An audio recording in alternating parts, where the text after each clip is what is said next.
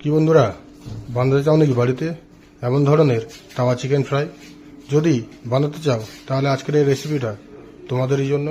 আজকে আমি দেখাবো বাড়িতে তাওয়া চিকেন ফ্রাই কীভাবে বানানো হয়, সেই রেসিপিটাই। চলো আজকে ভিডিও শুরু করা যাক। আজকের এই রেসিপিটা বানাবার জন্য আমরা এখানে নিয়ে নিয়েছি 1 কেজি বোনলেস চিকেন, যেটাকে আমরা ছোটো ছোটো করে কেটে নিয়েছি। আর এটাকে আমরা এখন ম্যারিনেট করব।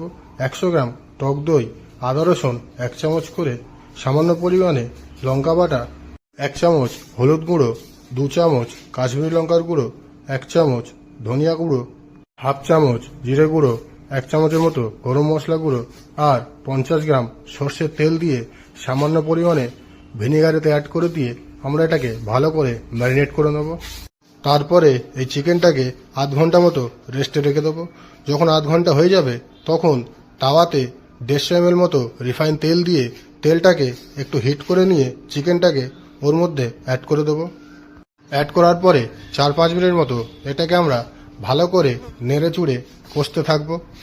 3-4 মিনিট নেড়ে চুড়ে নেওয়ার পরে এর মধ্যে সামান্য পরিমাণে জল অ্যাড করে দিতে হবে।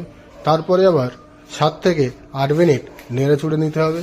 তারপরে দেখবেন যখনই জল একদম শুকিয়ে গেছে তখন এর মধ্যে দিয়ে দিতে হবে কেটে রাখা ক্যাপসিকাম আর কেটে রাখা পেঁয়াজ ক্যাপসিকামটা দেওয়ার পরে আবারও 2 থেকে 3 মিনিট নেড়ে নিলেই রেডি হয়ে যাবে আজকে আমাদের এই রেসিপিটি।